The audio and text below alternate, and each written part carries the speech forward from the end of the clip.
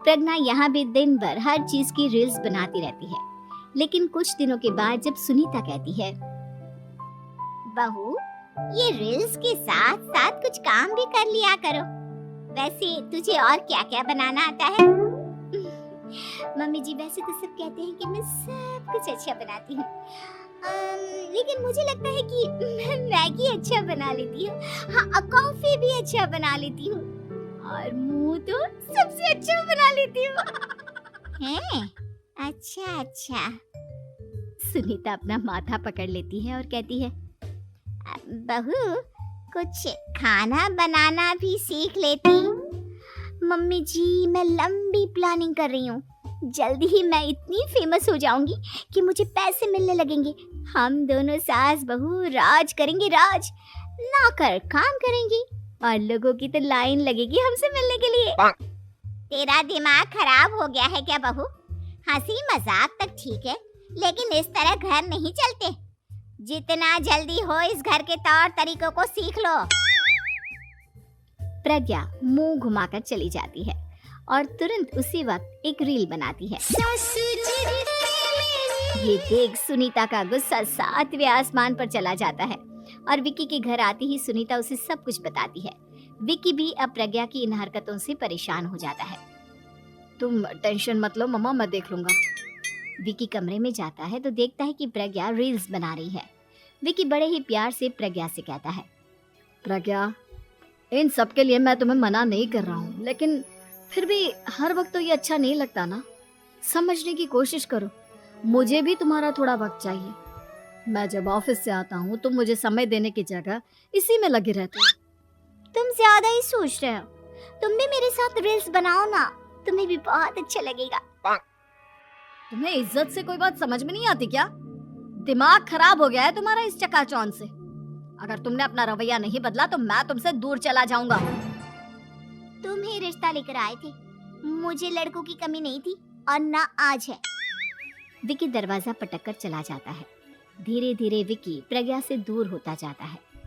एक रोज मनीषा प्रज्ञा के ससुराल उससे मिलने जाती है।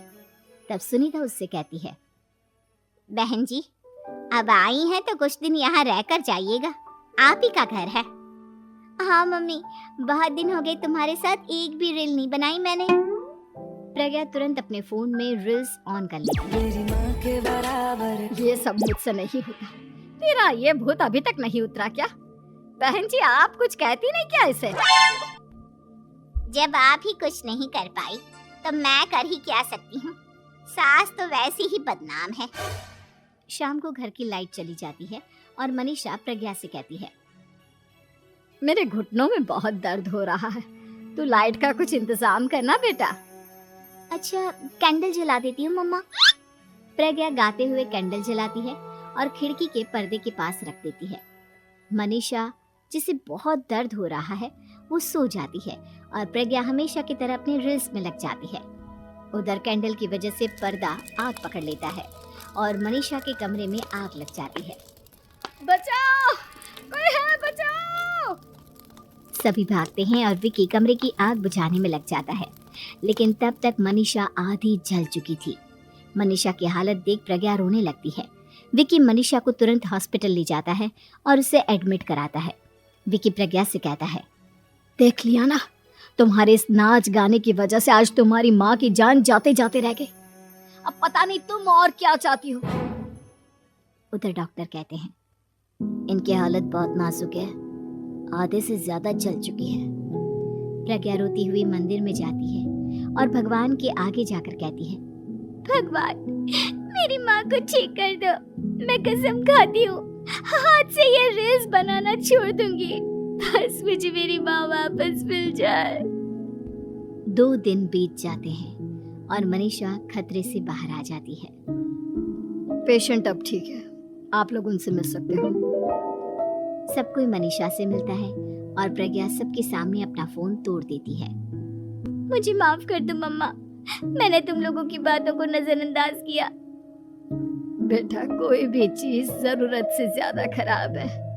मैंने तुम्हें रील्स बनाने से कभी मना नहीं किया, लेकिन हर वक्त एक ही चीज तो सही नहीं है। मैं समझ गई हूँ मम्मा, आई एम सॉरी। प्रज्ञा उस दिन से रील्स बनाना छोड़ देती है और पूरी तरह से अपने घर में लग जाती है।